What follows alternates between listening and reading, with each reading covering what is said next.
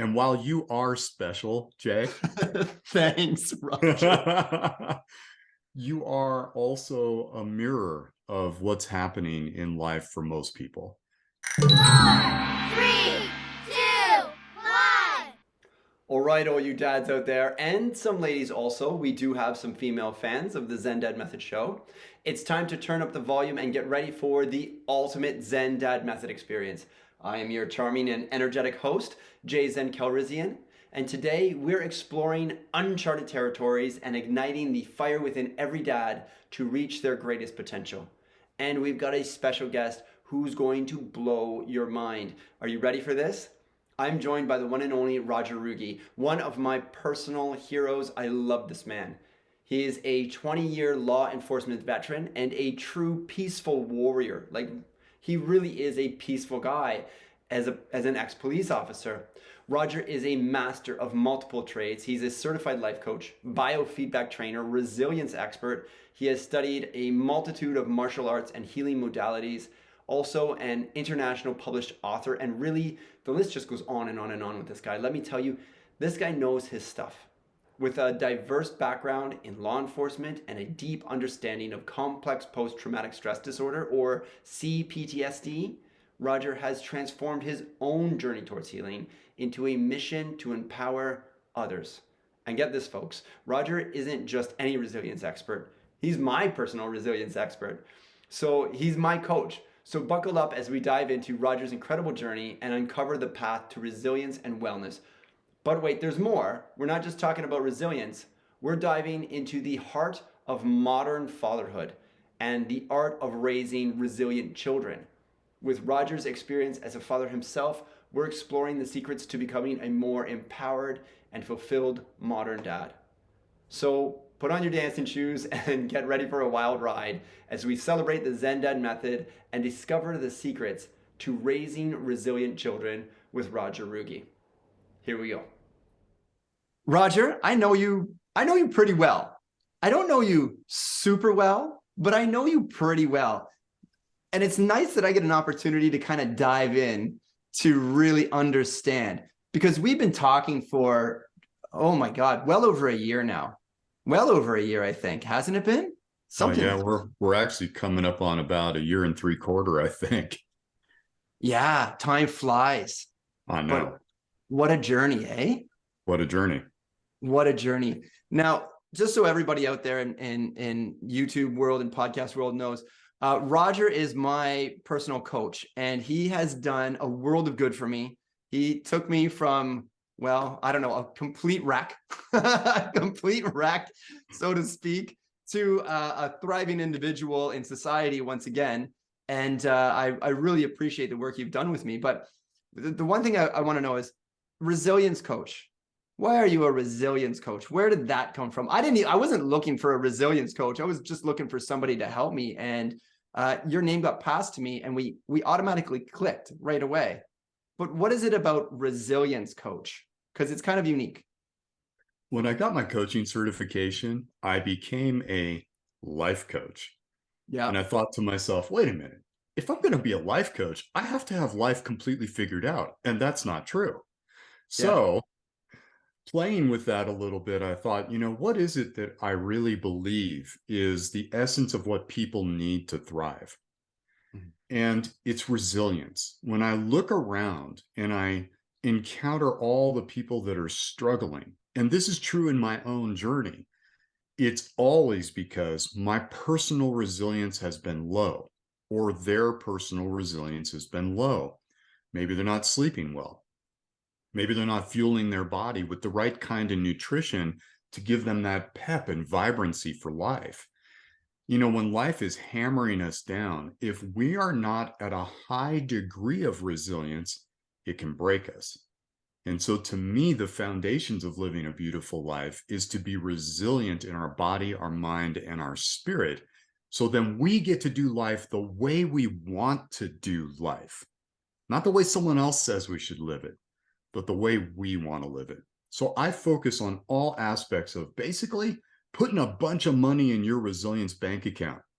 And then that way, when life comes and starts taking some money out of there, You're not already at the edge. You're not already at spiritual challenges and financial bankruptcy. Like, you've got your gas tank pretty well filled up. You got some money in that account for the rainy day. And unfortunately, most people are running so frazzled that they don't have that money for the rainy day. And when it comes, and it'll come, it's a guarantee, right? I mean, I can vouch for don't know that. anybody I can who vouch would for that disagree. 100%. It's coming. That rainy day comes. And It's if coming. you're at that edge, yeah, it sucks. And so wouldn't you want to have good reserves to meet that day? Yeah, Yeah, it's exactly. like, I own a home. Okay, some point the roof's going to be replaced. Do I have enough money set aside, or do I have to take a second mortgage out of my house and deplete myself even more? It's kind of like that. So that's the focus of my coaching, is to really build people up so they can meet the challenges that life is inevitably going to bring. So you consciously switched from life coach to like the foundation to stabilize yourself to manage life on your own terms. Perfect. And that's a great way to do it, because I've dabbled with some life coaching here and there throughout my history, and what you do is different. And I feel that my resilience bank account is pretty topped up right now, because when stuff happens to me now, I'm like, okay, I got the tools. I can handle this. I know I've got the support. I know I who to talk to. I know the things I can do. I mean, even yesterday, I had a rough day. I was just tapped. I was drained. I was stressed out. And I'm like, oh, okay, I know what to do. And I use some tools, and I put myself in a place where I'm like, okay, I've got a big day today. I've got to handle this. And I put all the pieces in place, and I'm ready to crush it again, you know? And I didn't feel tapped. I didn't feel that I was at the bottom of the barrel just trying to scrape through. I had enough of reserve to be like, okay, I know exactly how to get through this. It is so beneficial to have that mindset, especially in this day and age, you know? So is this like, I've always wanted to know this. Am I a special case? Am I just like this one guy that you're like, what the fuck is going on with this guy? It's just this crazy, crazy life. But I'm sure you've had like just wild clients, I guess they are, right? So Yeah, it's yeah. all across the board. And while you are special, Jay, Thanks, Rodger. you are also a mirror of what's happening in life for most people. You know, we are just so manic now. There's no downtime, there's no restoration time. We really have become human doings rather than human beings, as some people like to say. And that is absolutely true, right? Yeah. So I see clients that are across the board. The similarity they all have is there is just too much, and there's not enough restoration happening. And it's because they feel as if they have so many responsibilities, and they do. You take a look at people today, what we've got are some demographics shifting pretty radically. On one end of the demographic, we have people living longer than we ever have in human history, although some of the impacts of that are starting to shorten that. Apparently, the generation being born today is not going to live as long as their parents due to lifestyle and things like that. But putting that aside for a minute, we got an aging population living longer than usual. We have people today waiting to have kids. So instead of, out of high school, got my first job, I'm going to bang a couple of babies out, we're waiting now until we're in our late 20s, early 30s. I have 3 friends right now who are having their first babies, and they're all in their early 40s. Okay. So, this is a dramatic shift. Now, what does that mean? Well, you're well established in your career, most likely by that point, or you're being like most people, having to shift into something new. Oh my God. You're married, or you have a partner. You're now adding children to the mix, but you also got your parents on the other side of that are aging and might be needing some more of your help. Good God. If you think about our history as people, we had a village. When you were young, you went and did the things the village needed doing. You built the homes, you hunted the animals, and your grandparents or the village raised the kids. Yeah, it takes a village. Takes a village. Oh no, let's just toss all that aside and make sure we're all doing it. So when you ask me, are you special?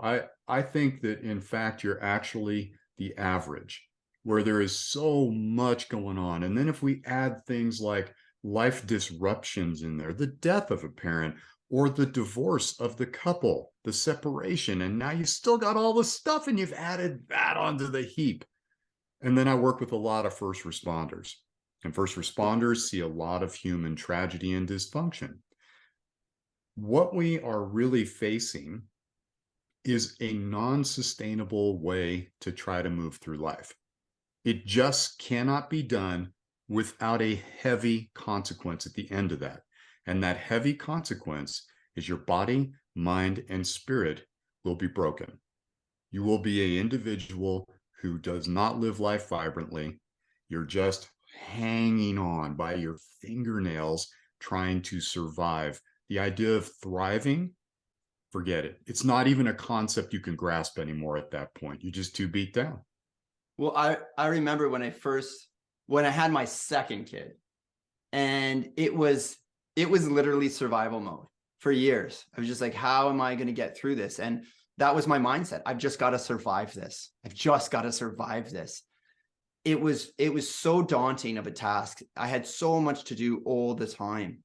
I was sleep deprived. I was so overwhelmed with life. I was absolutely tapped. I was drained constantly, and you can't even think in that space. And I think that is the average now. And it's good that I'm not like at that other end of the spectrum where I'm just like ready to lose my mind. But you also coach a lot of first responders, police, fire, ambulance, emergency room, stuff like that. And that's your background. You lived that stuff. So you have this wealth of knowledge, this hands-on experiential knowledge of what it's like to be in those high stress situations. Is that what geared you towards coaching and helping? Like, I mean, was this your average when you went through it? It was for sure my average. Absolutely.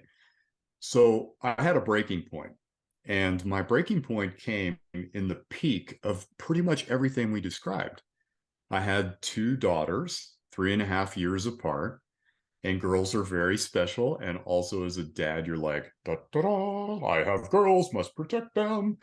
Yeah. I'm And you were a also cop.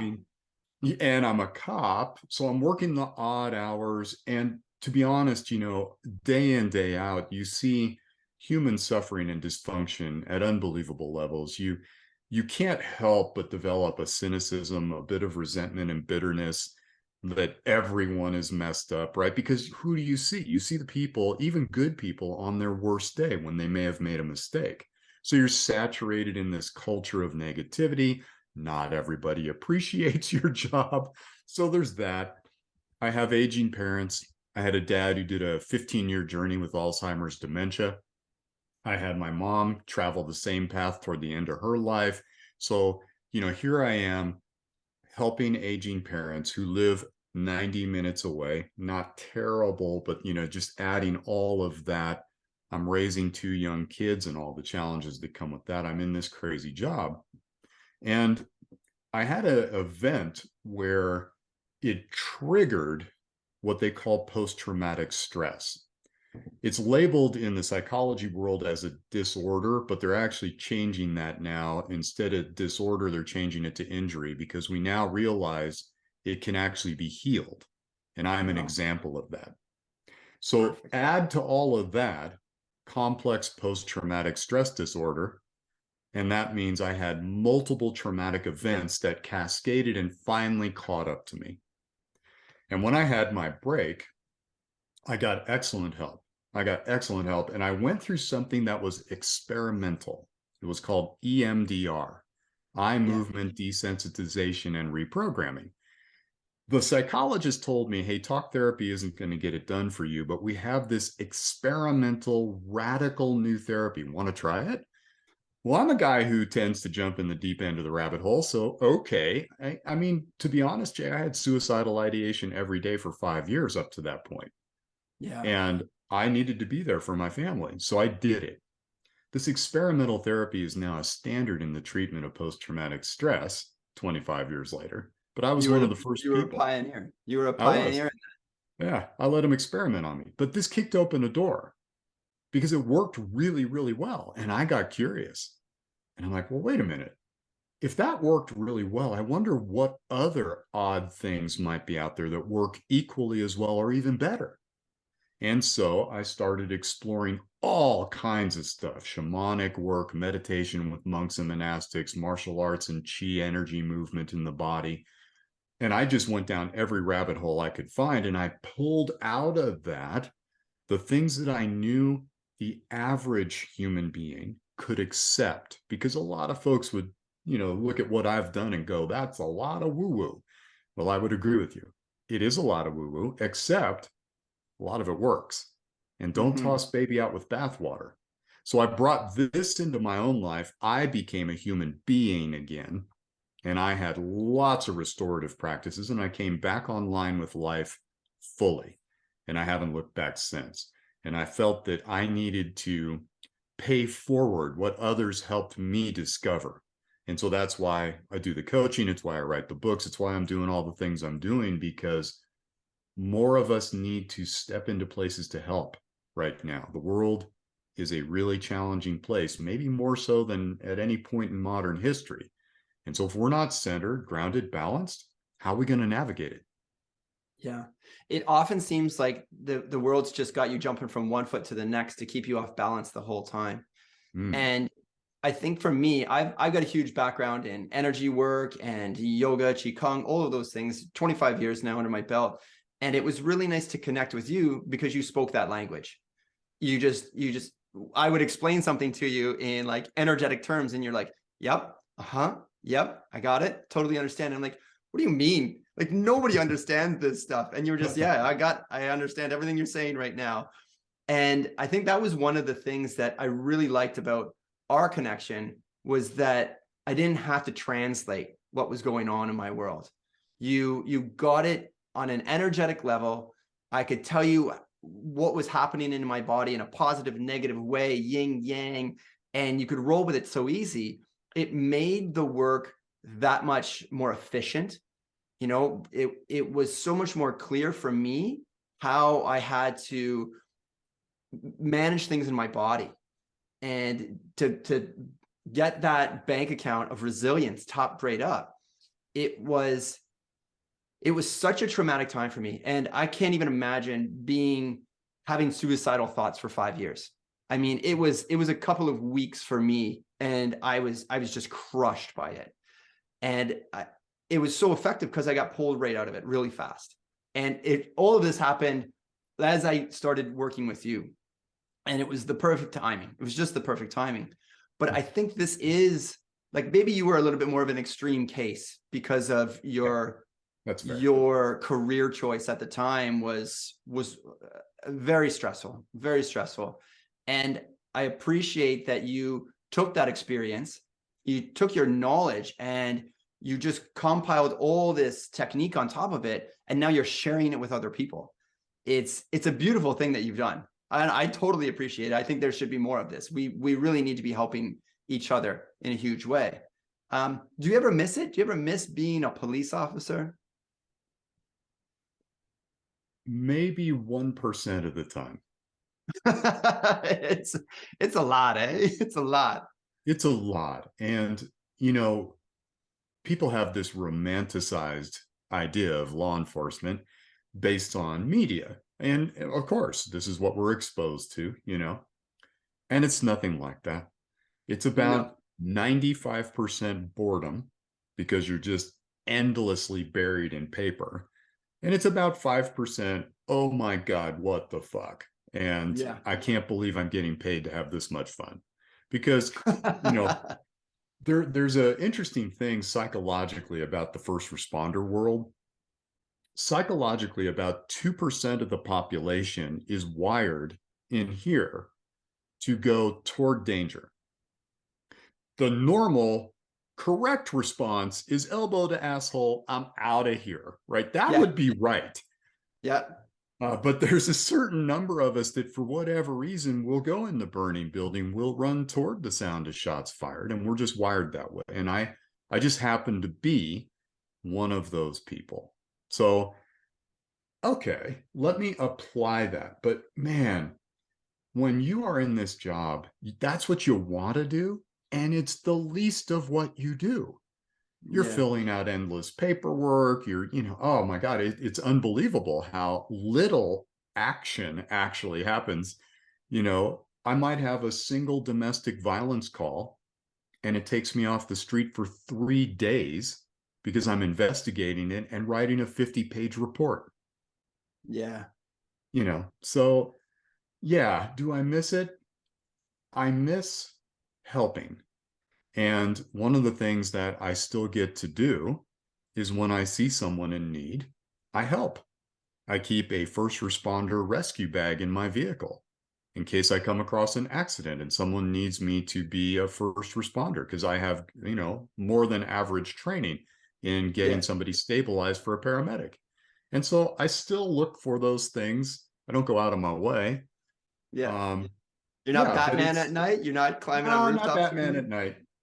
No, but I'm really content in the afternoon of my life to be in a place to now help others that carry that torch, that honorable profession. And I help them to become peaceful in their body, mind, and spirit so they can become true servants of community, but not get to the end of that road broken. The average age of death for a police officer here in the United States is 57. Ooh, I didn't know that. I'm in my early 60s, and in the last 3 years, I've lost over 30 friends. Only 2 of them were older than me. Wow. Right. This is my mission, is to help enlighten them that they matter. That's an important thing for all your listeners. I tell this to everyone. I've told it to you. When Yeah. everything's happening and you're sacrificing and sacrificing, you need to take a time out and realize that you matter.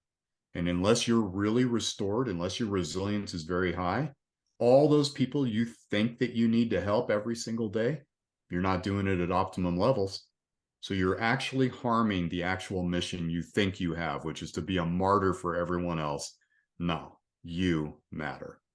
Yeah, I think that was one of the things that I needed to hear most when I started working with you, because I was, as a father, as a stay-at-home dad, I was on the bottom of the totem pole. I was the last priority. Everybody else was first, and I was just running at zero.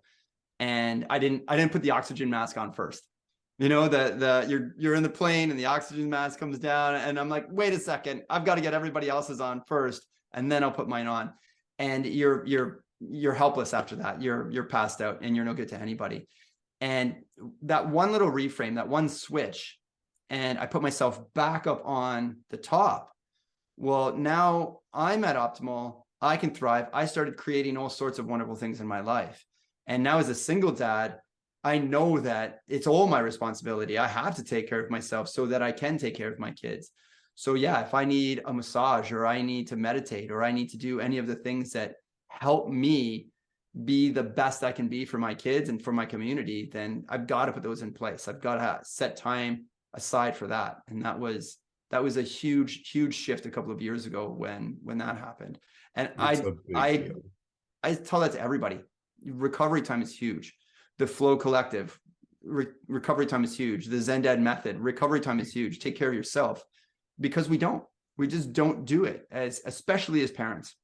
And you've got 2 daughters, and I'm sure there was a time, especially teenage girls, when it was just crazy hectic, and you're a cop, you've got aging parents. It's mind-boggling to think of the situation you were in. I mean, my kids are still, I've got 8 and 4, and I know those teen years are coming real fast, but I'm also an older parent.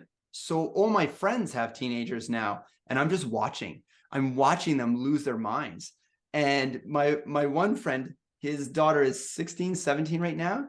And he called me up the other day. He's like, I don't know what to do. I don't know what to do. And he's losing it. I'm like, just breathe, buddy. Just breathe. We're gonna figure this all out. But it's stressful. It's a stressful thing to have. So taking care of yourself is always my top priority. How did you take care of yourself before? Is that when you got into? I'm gonna comment on one piece that you said here, and then I'll dive into that. Yeah. What do you got? The average person I work with is in survival mode, and they can't really see any other way, and they don't believe what I'm telling them is true. They don't believe that if they put themselves first, they'll be better at everything. They don't believe it.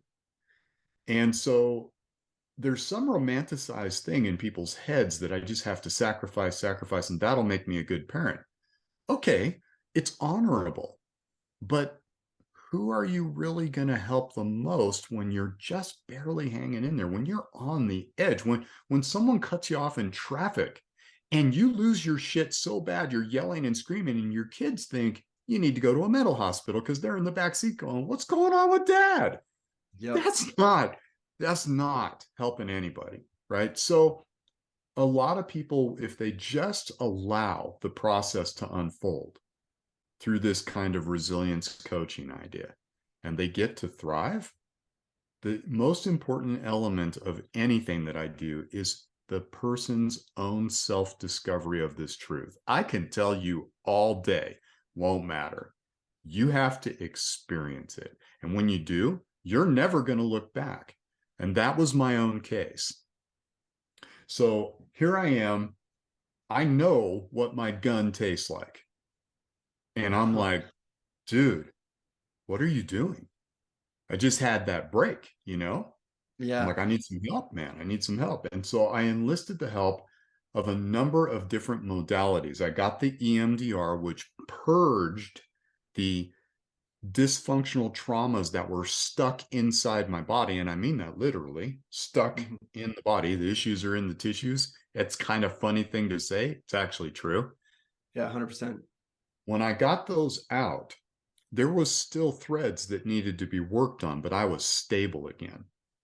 So the very first thing I did, I started to train with a martial arts guy who had a tremendous control of the life energy, the chi. And so I really was enjoying working with him. And then he did something that was shocking to me. He got in a fight with a student who had challenged him. And this student outweighed him by 120 pounds. He was a monster, steroided, roid rage kind of guy. Here's my little hippie teacher, and this fight goes down, and my teacher never hit him, not once. He just blocked. And after about 90 seconds, the big guy gassed himself, because big muscles look good, but they don't last very long.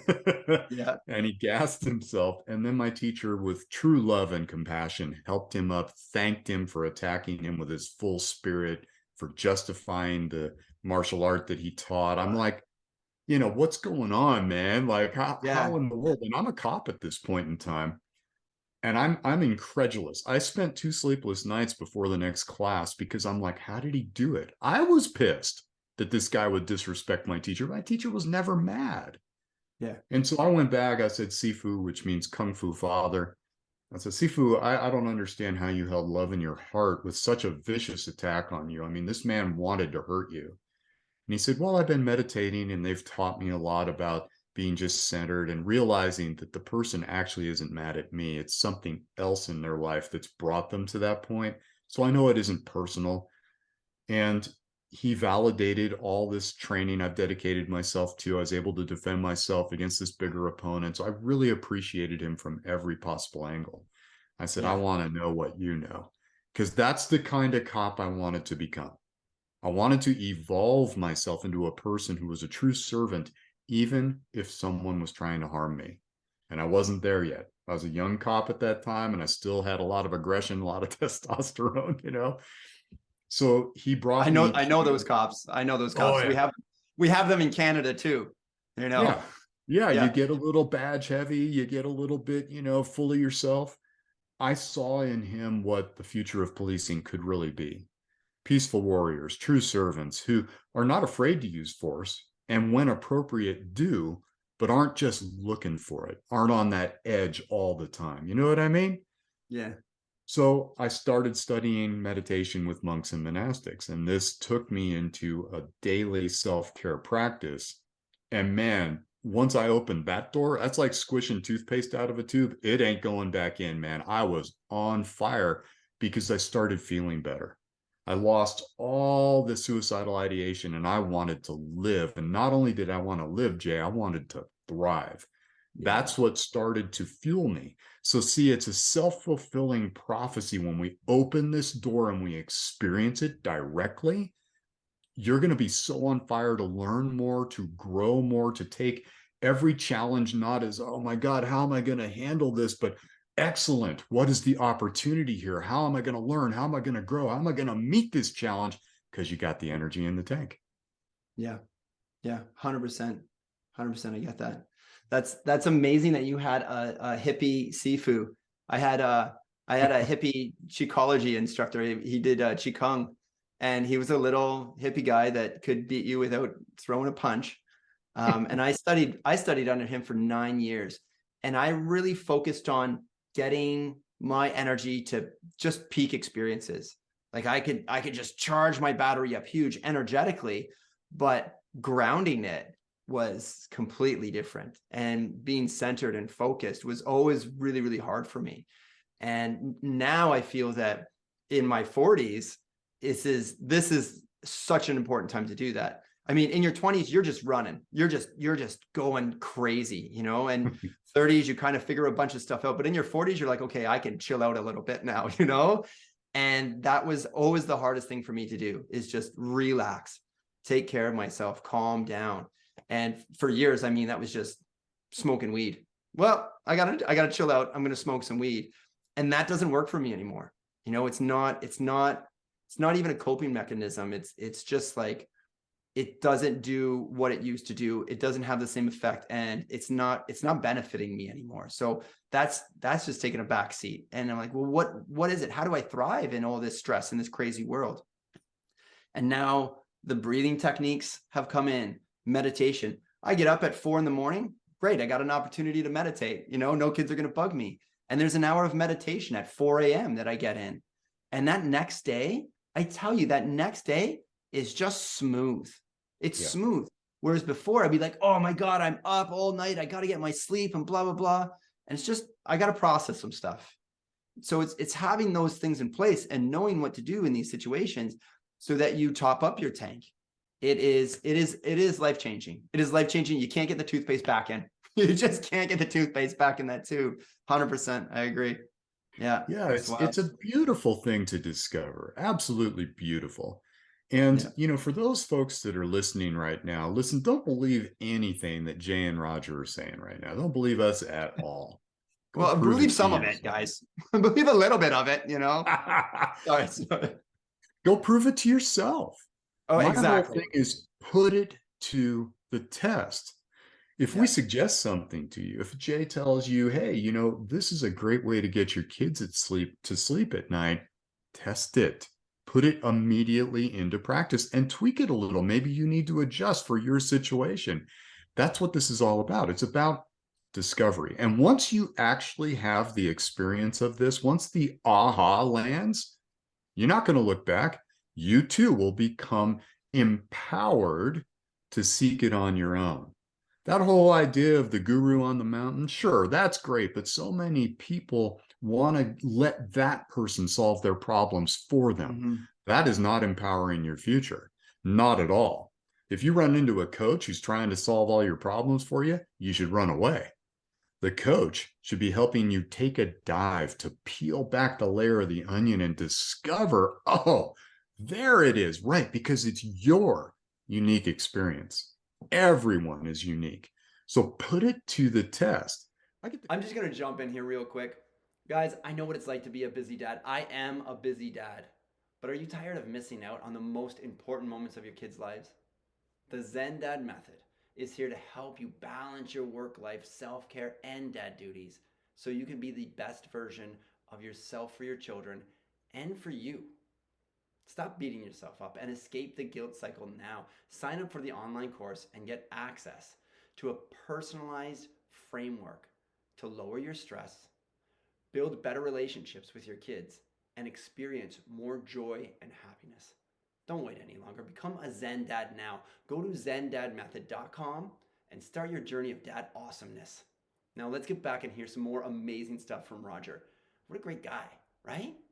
I get the question all the time, Jay, and I'm curious how you would actually respond to this. I'm going to reverse roles on you here for a minute. Oh, great. I love when you do this one to me. I get a question all the time, Roger, what's the best meditation that I could do? What's the best martial art I could do? Here's my answer to it. I'm curious what you would say. You My okay? answer is the one you'll do. Yeah. Go Yeah. find it, experiment. If you're want to learn a martial art, go find 10 dojos within your area, visit them all. Hmm. Feel where you're turned on. Oh yeah, I love this guy. Well, this. I just lived this, so I mean, it's pretty fresh for me. But it's the one that works for the situation you're in. And one of the best pieces of advice you gave me when I was going through my separation, and I was, for lack of better word, angry. I was really fucking angry.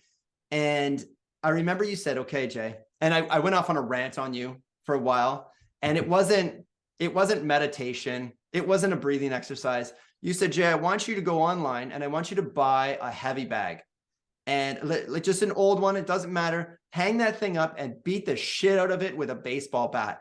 Just beat the hell out of it as long as you can. And then every time you get that anger, just go and kill that thing, because it's inside of you and you got to get it out. And sometimes we need a tool or a specific practice just for a little bit.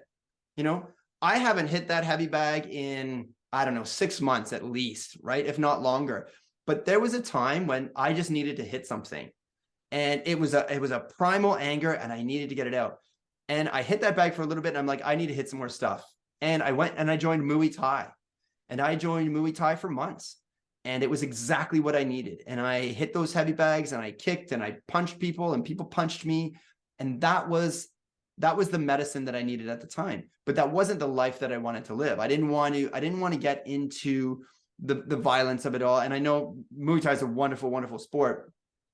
And I even got my one son into it for a little bit. And it was really good for him. But then I had to shift it. I needed to shift that energy, and I needed to focus my energy on something else. And so I changed the practice, and it's very different now, but there's no punching, no kicking. I love that I have the skill set now, and those 3 months taught me a lot. And the heavy bag is still hanging downstairs, you know, and it's a tool that's available to me. But now I feel that I'm so grounded, I'm so centered, and I have these tools to kind of keep me topped up all the time. I don't get down to that level. So for me, what is the best meditation? What's the best martial arts practice? It's the one that you need for the situation. You know, sometimes it's Qigong, sometimes it's yoga. I found when I was with my kids a lot, when it was all day, I homeschooled for a little bit. I had 2 kids. I had one on my back constantly, another one pulling at my shirt all the time. And the best thing for me there was yoga. And I would go to yoga if I could once a week, if I could twice a week. There was a little bit when I did that. And just because my body needed to stretch and relax. And when you're a stay-at-home dad and you get an hour to just stretch out your body and twist, it is magical. And you come back from that and you're like, okay, I'm ready for round 1,000, you know, because the rounds just never stop. So it's nice to have a toolbox that you can tap into. Like literally, I mean, sometimes I'm tapping. I tapped this morning. Breath work is probably the most beneficial, like fast, effective thing that I've found that I can do myself. If I really need to process something, it's breath work. And I'll do an hour of deep, heavy breathing. I recommend this before in another podcast, and in my course, I recommend breath work. I think it is very powerful, and it should be supervised when you first start out for sure. But that has been my go-to lately because I have such big things to process. So, I mean, what's the best one? There is no best one. It's what's the best vehicle for you? You know, is it a car? Is it a truck? Well, it depends where you are. It depends what you're doing. Are you a construction guy or are you like a soccer mom? You know, do you need a minivan? Do you need a pickup truck? It all depends on where you are and what the situation calls for. So start building your toolbox. of what are the techniques? How are you going to get through it? That'd be my Well, answer to that question. I love that answer. And it's so true. It's so true. People ask me, with all my background and all the things I've done, well, what do you do? And I say the same thing. It's a constant evolution. At this moment in time, the thing that I'm doing that balances multiple modalities all in one practice for me is Tai Chi. So Mm-hmm. I do a martial form of Tai Chi. My teacher is for sure a healer and a good and a beautiful human being, but it's also a self-defense. Don't kid yourself. A very advanced Tai Chi practitioner will wreck your day if you decide to do it and take them on. It's Yep. very deceptive. But within that, it's also called a moving meditation. Now, you and I share something very similar. We're very kinesthetic, body oriented people. I actually learn through hands on. If you Mm-hmm. tell me, I'm not going to get it at all. If you show me, but if I actually do it, yes, Yep. I incorporate it. So I'm a physical Success. human being. I move my body. That's what I like to do. Tai Chi allows me to do that. And I go deeper into meditation in Tai Chi than I do sitting. So for me, a moving meditation is far more productive to get into a meditative state. In addition, I'm running energy. That Mm-hmm. chi life force is being directed through all these beautiful movements, and I'm using breath work all at the same time. So in a 30 or 40-minute Tai Chi set, depending on how fast I'm moving, I'm completely grounded, centered. I can completely reset myself in about 30 minutes and I'm ready for anything. And I'm telling you, I'm fully restored. It's Yeah. crazy how good it works. But that's the combination of the last 30 years of experimentation and exploration. And at this stage of my life, with my physical health at 61 years old, Tai Chi is perfect for me to hit all the things that make life beautiful. Yeah. Yeah. It is a great practice. I've done a bunch of it. Very similar to Qigong. I like the moving meditation. I move. I'm nonstop moving. So it's nice to practice something that can allow you to move even more, without destroying your body. You're not wrecking your body. I think the one important factor that we're skipping over here is the self-awareness. You Mm, have to know yourself and where you are and what tool is going to work for you. yes. And if you can be aware that, oh, I'm angry or I'm frustrated. And I always look at my breath, and I've been teaching this to my children for years now. I mean, their whole life, is when they do get worked up, when they get hurt or they fight or they're fighting over a toy or whatever it is, and they come crying to me, it's okay, breathe, control your breathing, control how you feel. And when I get in that situation and I know I'm stressed out and I can feel I'm just breathing up here in my chest, or I even stop and I'm like, and I freeze the breathing. I'm like, okay, breathe. So sometimes people think that they have to be aware of like the energy in their body, the thoughts that are going on in their head. And if you really chunk down and get as simple as you can, just pay attention to your breath. How am I feeling right now? Check in with how you're breathing, and it'll tell you so much about where you are. And then that kind of guides you to what tool you kind of need, and sometimes it's a run in the forest. Sometimes it's sitting down, meditating. Sometimes it's Qigong, but discovering when you need that tool is also like, you've got to cultivate that practice of awareness. So that'd be my tip on it. I guess that's Yeah, where it's I'd go. it's beautiful. That's absolutely perfect. And it takes a little bit of work to become self-aware to that It takes a point, lot of because a work. lot of It takes time, a lot of work to become yeah. self-aware. I mean, if Yeah. you're really wrapped around the axle of something, it's not going to happen then. You got to get a little bit more calmed down. But you are so absolutely right, because you can check in at any moment in time and it'll surprise you. Like, oh my God, I am breathing just with my upper chest right now. What the hell? Well, let me Mhm. soften that. So, one of the things I like to have people explore is this singular question that can really open doors of awareness. And it's not something that you want to do real quickly. You want to take a minute for this one. So, you want to be kind of in a settled place, maybe not too many distractions around you. And you're going to ask yourself this single question. On a scale of 1 to 10, 10 being best, how much do you love yourself? And just let that bad boy sit there for a minute. And it's okay, whatever the number is. Don't worry about the number. This is a moment in time, a snapshot you're taking of yourself. You might be a 1, you might be a 6. Hell, you might be a 10. You might be so utterly in love with yourself. And I'm not talking narcissistically here. You just love who you are as a human being, right? Whatever your number is, if it's less than 10, now ask yourself this question. Let's say it's a 5. Okay, what would it take to move you from a 5 to a 6? Don't go for the 10. This is an incremental thing. We always want to go for that dang brass ring. And what ends up happening is we set ourselves up for failure because it's just such a quantum leap.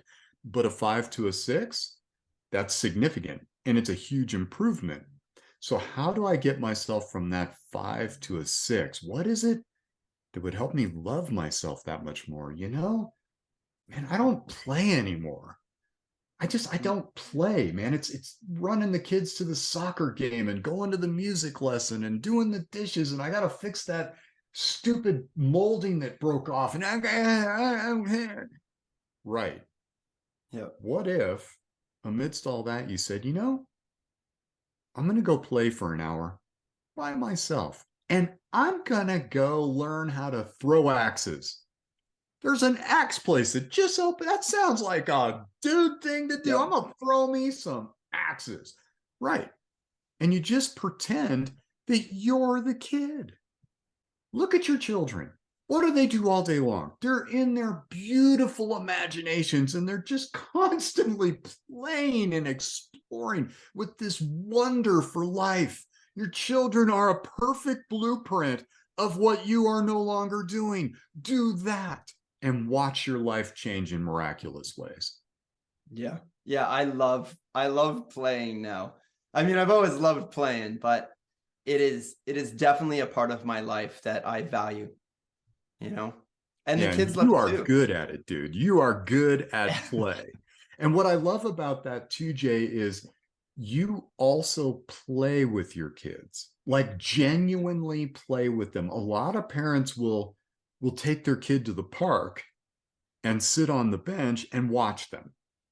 Well, you know what? This brings up something, because when I go to the park and I became a celebrity at this park, and it ended in the winter, right? Because no kids go to the park anymore. But I got to the point where kids would go to the park. They'd ask when we were going there again. They would wait for me. I got an applause once when I showed up, and all these kids, and even the moms were like, okay, he's here, right? And I have 20 to 30 kids playing hide and seek, touch tag, all sorts of games. And people are asking me, like, how do you do that? Like, what are you doing? I go, I just give them attention. I leave my phone in the car and then I get into the park. I don't stand on the sidelines. And it's such a simple thing to do. And kids just love it. They just love it. And it doesn't take a lot. I mean, you're just kind of being loud and you're kind of directing things for a little bit, but you don't even have to do it for a long time, 15, 20 minutes, and they'll get into it and everybody starts becoming friends, and the friends are like, they're figuring out their own little games, and then it all starts, and you can just kind of like put your hands up in the air and walk away. But it's like that initial intention to play is what some kids need, just to feel comfortable with playing with other kids, just to get the ball rolling. And there are times when I'm just in and I'll play for an hour and I try to walk away and kids will literally grab me and pull me back in. And they're like, no, you got to play. And I'm like, all right, let's do this. But I also want the energy to be able to do that. I also want to be able to step away without the stress or the guilt of leaving my phone in the car, So it's like all these little things that you've got to kind of cultivate to be able to do that. Be able to turn off your phone. Let it leave your hand for an hour without worrying about missing a text message, or a phone call. It doesn't matter. I remember before the internet. I remember before the internet when you know, or cell phones, you would go home and check your answering machine. You know, people would leave a message and you would get back to them. It's almost like we're not allowed to do that anymore. We have to have instant access to everybody at all times. And you can leave that behind. You don't have to take that with you. You don't have to take that guilt and shame. You're allowed to play with your kids and have fun with them and go to the park and just enjoy that time. So that's one of the things that I really try to get through to, especially dads. Dads just like, they feel all these responsibilities to be making the money all the time, to be fixing all the things. So that was my focus on it. I think that women are a little bit better at taking care of themselves. It's just kind of, it's built into the whole mom role. But dads would just chisel themselves down until they've got nothing, you know. And I've seen moms do it too, for sure. But moms, they don't feel as guilty when they'll take some time for themselves. They're like, mom needs some time, you know, I'm gonna go soak in the tub. There's not a lot of dads that go and soak in the tub. And I'm glad that I stole that from the mom world, because I will go soak in the tub after running around the park for 2 hours with 30 kids. I need it. It's recovery time, you know? So yeah, I think play is a huge, important part of it. And if that is the only thing that you need to do to go from a 5 to a 6, perfect. Then now you're at a 6. What's 6 to 7? You know, is that being more focused when you're at your job, or is that, you know, whatever that looks like to you, take those one step at a time and allow yourself some time and grace to move up just a step and a step. I think people need to just make that decision and say, okay, I'm just going to improve on myself. I'm going to do that. But understand that once you make that decision, it will take some time. Mm-hmm. Yeah. Go play, friends. Just go play. Enjoy your life. It's not like you're doing 18 years to life here. You know, it's like, go have some fun. And it feels like it sometimes. And let me ask you this too, Jay, because I know you have some thoughts on this. And my whole thing is, you're not raising kids. We've talked about this. Yeah. You're raising future adults. Do you want them to end up like you are? Yeah. That's a really important question. I had this conversation this morning. Yeah, I had this conversation this morning, and with a woman that's in one of my parenting groups, and she has a 20-year-old and a 21-year-old, and she's very, very busy. She does a lot of things. She works in New York. She's works for a company, lots of things going on, lots of people that she manages, and her kids are very, very busy. And her daughter has 5 jobs and goes to school. And I'm like, why does she do that? Like, where did she get that kind of like mentality? She goes, oh, it's directly from me. It's like, this is how I run. I'm very intense. I'm doing a lot all the time. And so my advice to her was, you got to start modeling to your child, I'm taking a day off. I'm going to the spa. Do you want to come with me? And just start planting those seeds of recovery, because we are modeling for our children. And I get this a lot. I've actually had this conversation a couple times where, you know, I'm raising kids and I'm like, well, you're raising adults. And there are so many grown adults that are still children because they just got babied their whole lives. They don't know how to empower themselves or take responsibility for the things that they have to do. And this is your job as a parent. You're preparing them to take care of themselves. You're not responsible to take care of them their whole life. It's your duty to make sure they can take care of themselves if you're gone. That's the whole point, right? So yeah, raising kids is a big thing for me. It's a little bit of a trigger for me. I'm raising kids. Well, you're doing it wrong then. And I get right into it, you know? You should be raising adults, man. We have enough baby adults out there. We don't need any more. We need people that are responsible and that can manage themselves through life. Yeah.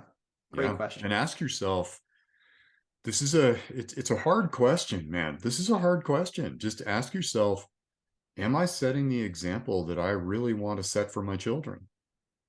You know, do I come through the door, park them in front of the TV while I hit the magic chair and have a couple of beers because I'm so stressed out? This is the only way I can relax. Am I teaching them that?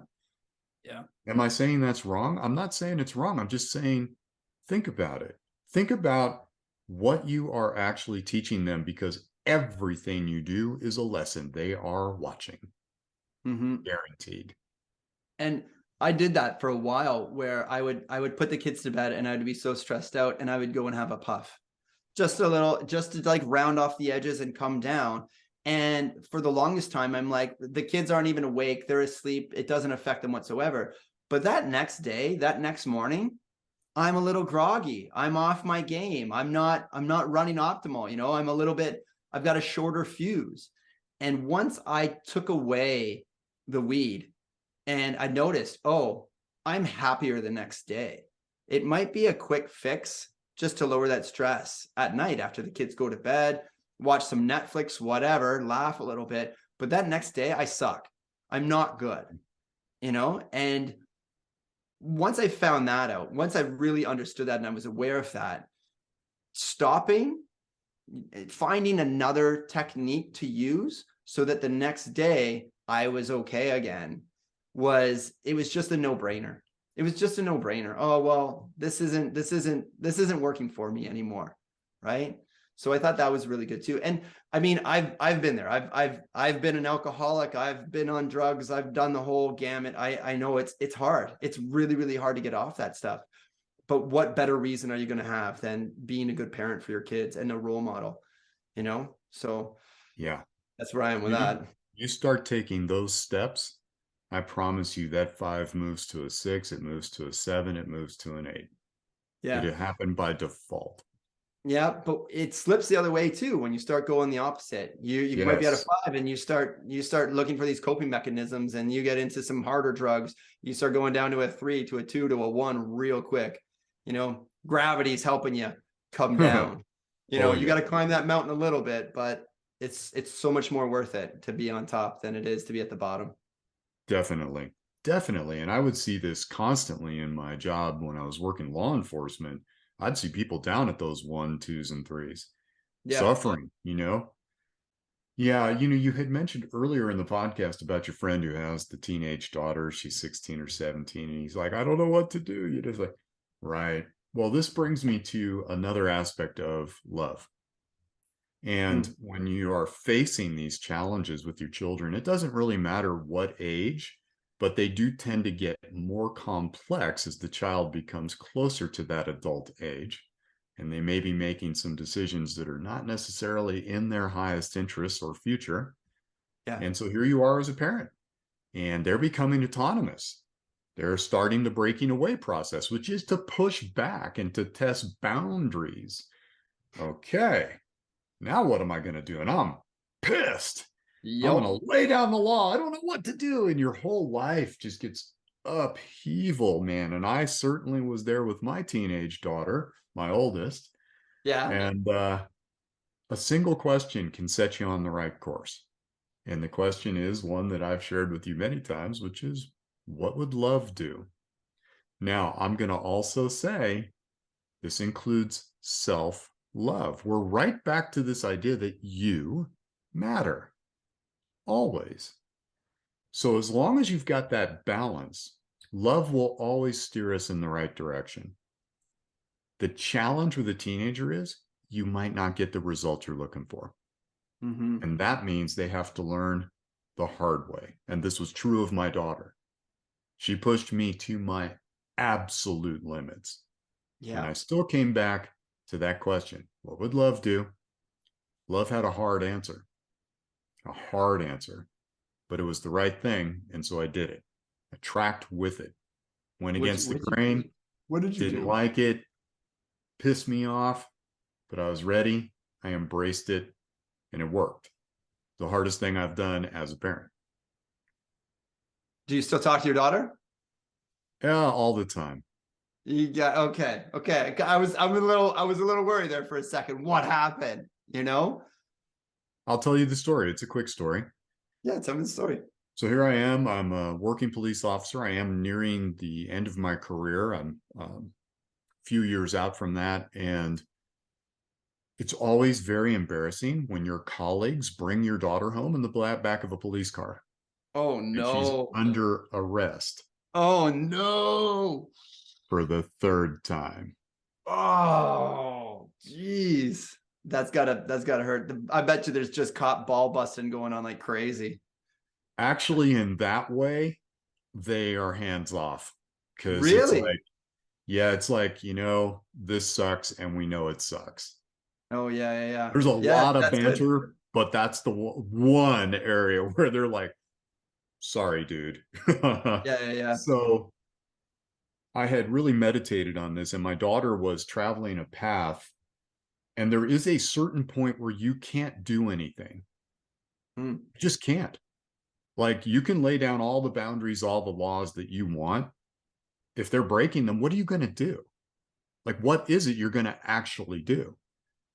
So I went to my daughter and I had this conversation with her, which was a one-way conversation. There was nothing she was going to say. This was a statement, declaratively so. Yeah. I could imagine a Rodger statement coming down. Oh, Yeah. yeah, man. And like I say, she pushed me to my absolute edge, and I mattered. And I realized that she now was at an age, she's 17.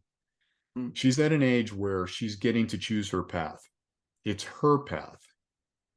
I can have all the judgments I want about that, but she's becoming autonomous. She can leave next year. So I looked at her and I said, sweetheart, here's the deal. You have endless possibility in this country. You could literally become president of the United States or a crack whore. You could be anything in between those 2 points. Good luck. I hope you choose wisely. I'm out. I turned around and I walked out of her life. Now, Wow. some people are sitting here right now going, holy shit, I could never do that. I wouldn't say never, because when you get pushed to the absolute edge of your boundary, sometimes you have to love yourself enough to draw a hard line in the sand. My daughter was looking for boundaries. She was testing hard. And I realized that I had to lay down a final boundary, a final line in the sand. Now, I'm here to tell you that wasn't a bluff. I was literally prepared to walk out of my daughter's life forever because I could not support the choices she was making, but I also respected that she needed to travel this path for whatever reason to figure out her life. Mm-hmm. She sat there in shock. She also knows I'm not a bullshitter. I walked out. In 2 weeks, she turned her entire life around and has never looked back. Wow. That could have gone the other way. Could have gone the other way. Yeah. And I was prepared. Wow. Sometimes when you're facing a really hard decision, you have to say to yourself what you are willing to do and what you are not willing to do. I was unwilling to allow myself to be pulled down her insanity. So I drew a line in the sand, made it really crystal clear. There's nowhere to go on that one. No fudge factor. No massaging that one. Cry, throw yourself on the floor. I don't care. Here it is. And then you got to stand by it. These are the moments that some of us get tested with. And if you set your kids up right all the way through, that they know when you say something, you mean it, they can't manipulate you out of it. That's what sets it up for the big day when you get tested and it's real and there's serious stuff on the line. Now, I'm not telling you what I did was right. Yeah. I'm telling you it was right for Rodger. Yeah. Well, I think that's the thing, right? It's a tool that you use in a specific situation. I mean, I want to try and do that with my 4-year-old when he won't eat dinner. I don't think it's the right tool, Either eat your dinner or I'm out.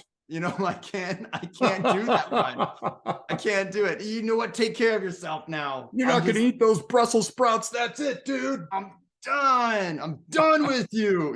I can't do that one yet. It's not an everyday tool. But when you're pushed to your limit, and you're like, it's either we're both going down with this ship, or I've got to take care of myself so that I can continue with my life. And there's a lesson to learn for them that they've got to learn, and it's not for 4-year-olds. That's not the 4-year-old method. But yeah, when you get into the teenage years and they're, I mean, at 17, I don't know what the criminal code is in the States, but I mean, I think it's at 18, you're an adult. Your trial goes down as an adult. So perfect timing. I mean, if that was a year later, 2 years later, I mean, that was the time for that specific move. Absolutely. And I'm so glad that that worked out too. You guys are still talking, you know? Oh, yeah, we have a beautiful relationship. And she literally completely turned her life around in 2 weeks after that. Now, why did I do that? Well, I went into meditation. I'm a pretty advanced meditator at this point in my life. And I just said, what would love do? If you're a person of religious faith, ask your God, God, what should I do? It's the same thing. Love. What would love do? And the answer came crystal clear. You got to lay down a line hard. Ooh, Yeah. ooh. I really struggled, but I realized that within that was also love for myself. I matter. Yeah. Yeah. Love for yourself is huge. And I love. I'm into love. I like love. I'm a big fan of it. I love how you've said this many times to me. It's your absolute value system. And even in your book, I've been reading it, and it always comes back to your absolute value system. And for an individual to just have something that they can fall back on, if it is religion, if it is whatever that value system is for them, to know that these are the boundaries that I've set for myself. These are my beliefs. This is what I can fall back on at any time and be this is how I want to function in the world. I think that's really key. But the way that you've worded it, it just encompasses everybody. It doesn't matter if it's a religion or if it's a belief in the Constitution or if it's a whatever it is, you know. I think that's a beautiful way to do it. So I've always appreciated that, you know. Yeah. I thank you for that. And that actually came from another human being who placed that in my space, this idea of an absolute value system. His name was Kerry A. Friedman. He's a rabbi and a chaplain for the FBI. And he was, as a chaplain, you're non-denominational. So when you're a law enforcement chaplain, you just simply represent God in its various forms, and you don't have a particular religion. So even if you're a rabbi of the Jewish faith, you would never come in and talk about that. But what Kerry realized was a lot of police officers, first responders, are agnostic at best and atheist quite a bit because they see so much suffering. And they just think, how could a God allow all this? That's a very natural question when you see the things that human beings do to themselves. And so he started to realize, though, that they were still showing up. They're still going to calls and supporting community and risking their lives, even for people who hated them. Like, what is that? That is so spiritual. And he started asking questions of people who labeled themselves atheist. And they would say things, well, I believe in the United States Constitution. That's why I show up here. I want to make sure the tenets of that Constitution are totally followed. That's my absolute value system. I'm like, right. The key there, though, is you said it perfectly, is something beyond ourselves. If we try to take it all on, good luck. Yeah. Not going to work. Yeah, it's not. You need a community. You need support. Absolutely. I think that's actually what you wrote. I got your book right here, by the way. This is Reasoned Resilience. And I've gone through every day. I read one, and it was an odd day, so I know it was you. But yeah, I will work daily to experience the best relationship possible to my higher power. And that was all about, your absolute value system, right? It was great. Absolutely. Day 27. I'm on day 27. One a day, buddy. Started the new year. Nice. So yeah, I really appreciate this book. This book has been great. I've actually bought it for a friend who's a paramedic, and she's one of the moms from the park. She was one of the moms that was clapping for me, and she's brought the ambulance down, and the kids can kind of go in, and they show. She's a really intentional parent. She's got 2 little girls. One of her little girls is in my son's class, and we just get along really well.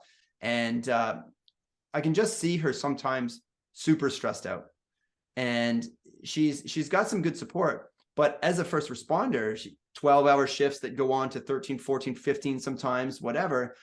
And I'm just like, whoa, like, how do you deal with this and this and this? And she's just like, I don't know. I just keep going. And I've had those conversations with her about recovery and taking care of yourself and this and that. And So I bought her the book for Christmas. I'm like, I got a Christmas present for you.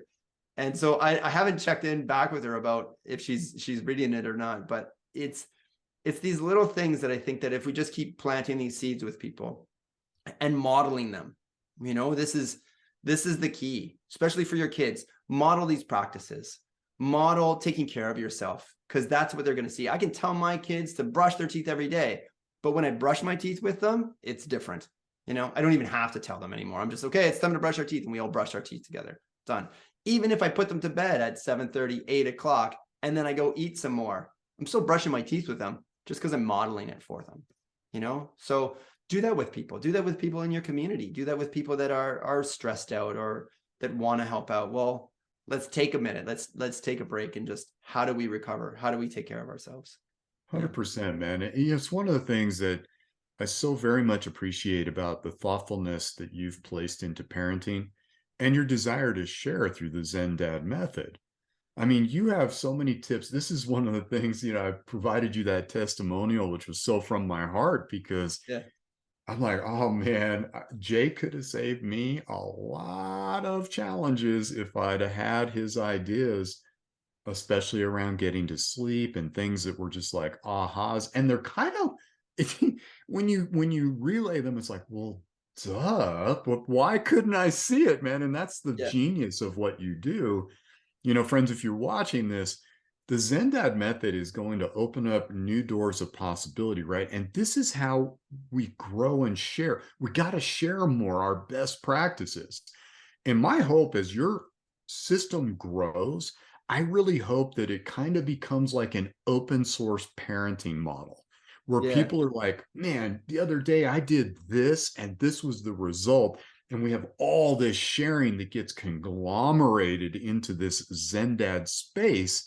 So people can come there, have community, say, hey, this is what's going on. I'm having a really hard time. What have you done? Boom, boom, boom, boom, boom, boom, boom. And that's how we're going to change the world. And I mean this literally, because the kids that are coming up today are our future. It's always been that way. But look at the way things are. Maxed out parents who are stressed and barely parenting, man. And this is not disrespecting those parents. Man, it is hard right now. Yeah, it's There's hard. so much going on. We're just doing the bare minimums of parenting, and we're in survival mode. That has to change. These children need to come into the world much more balanced, much more centered, much more empowered and loving themselves. When you model that and you're in a community that is embracing these ideas, boom, you're going to be a better parent. Your kids are going to be better adjusted. They're going to become better adults who are going to move this world forward. This is way more than just how to be a better parent. Man, we're talking about really seriously changing community here. Yeah. It's a ripple effect that's going to go through time, right? That's the plan. We'll see what the generations in the future do. Who knows, right? But to me, it's the one thing that you don't want to outsource.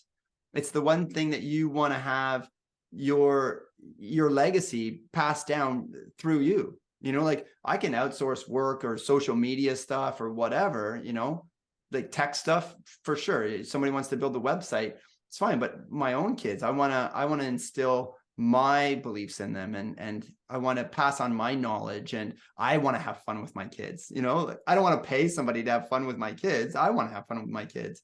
And I really enjoyed the time that I homeschooled them. I really enjoyed the time, but there was also, there needs to be a balance too. They need discipline from other people. They need a social structure with other kids, and they've got to learn their own lessons.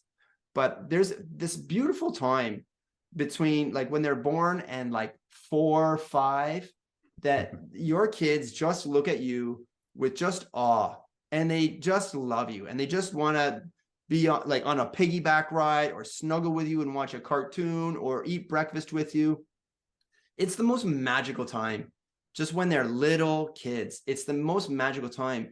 And I really honor that I had that opportunity to be a stay-at-home dad for that time. And it was just like a dream come true for the longest time.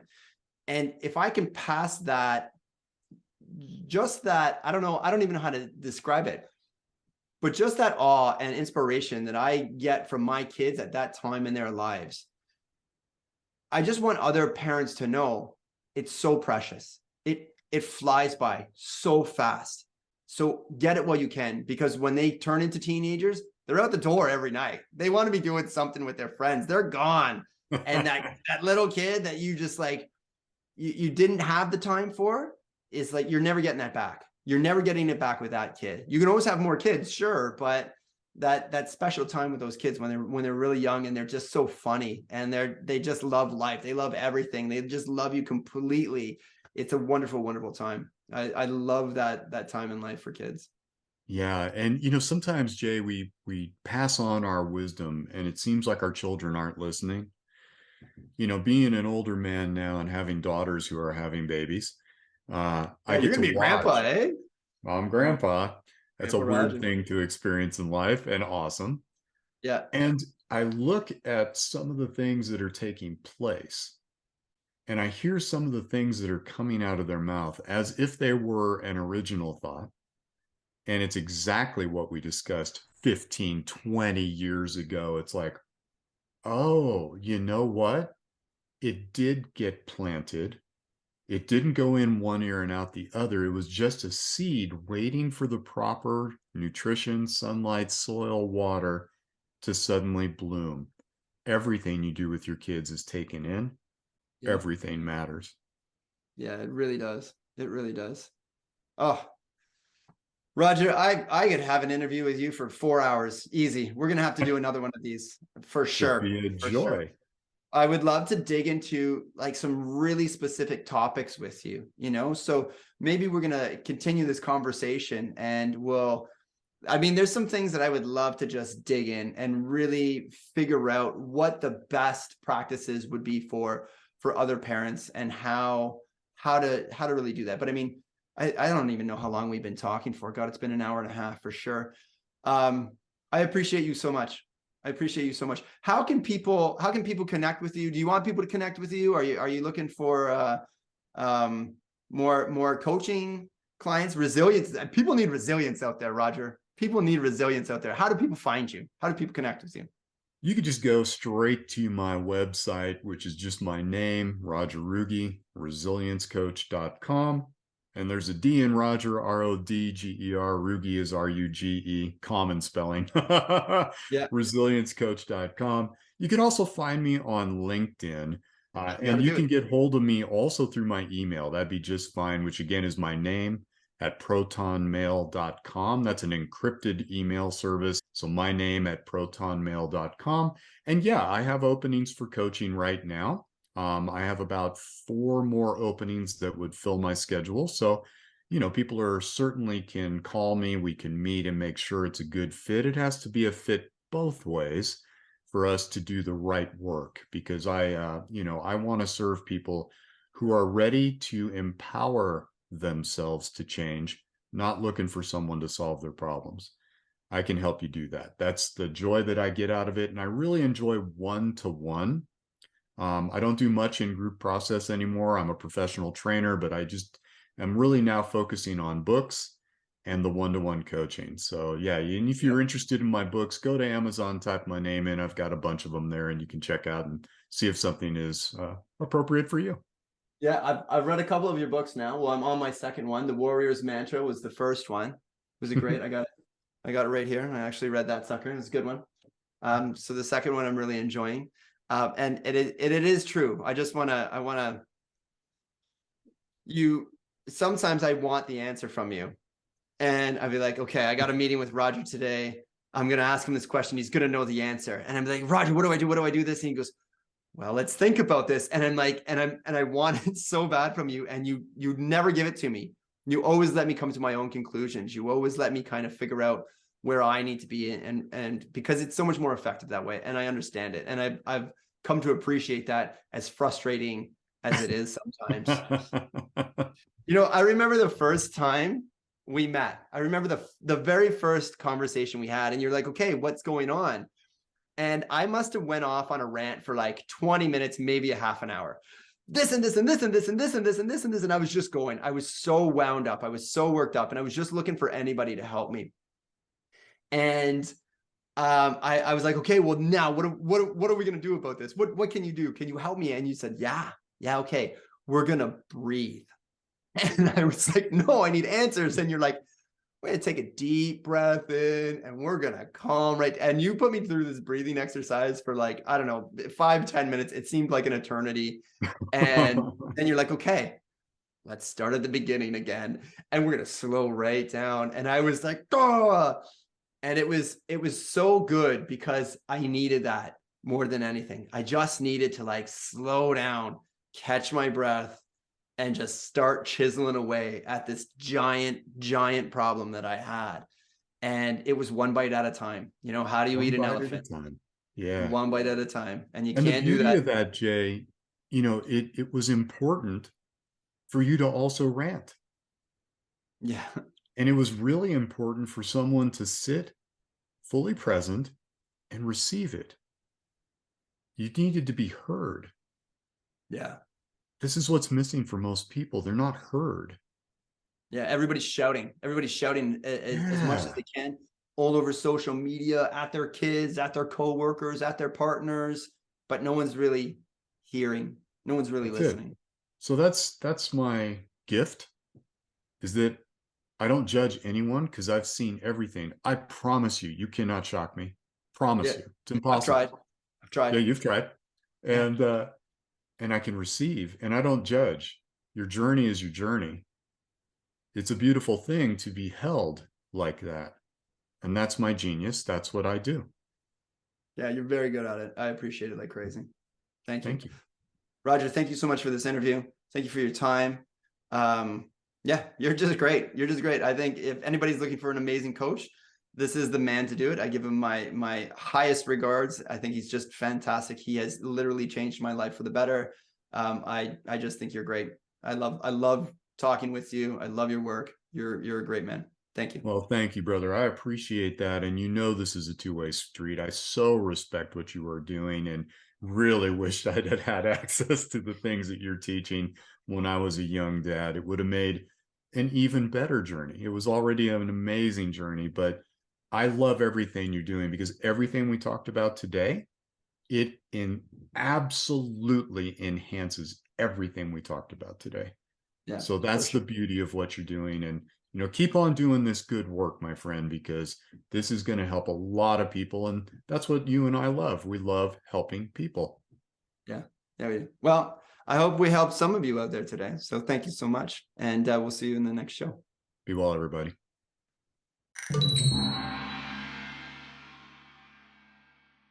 Wait a second. I got a technical difficulty there. Oh, no worries. Hold on. What happened? Okay. I think you activated Siri somehow. No, she does love my voice, I have to say. Is that what happened? You activated Siri. Are you there? Are you listening?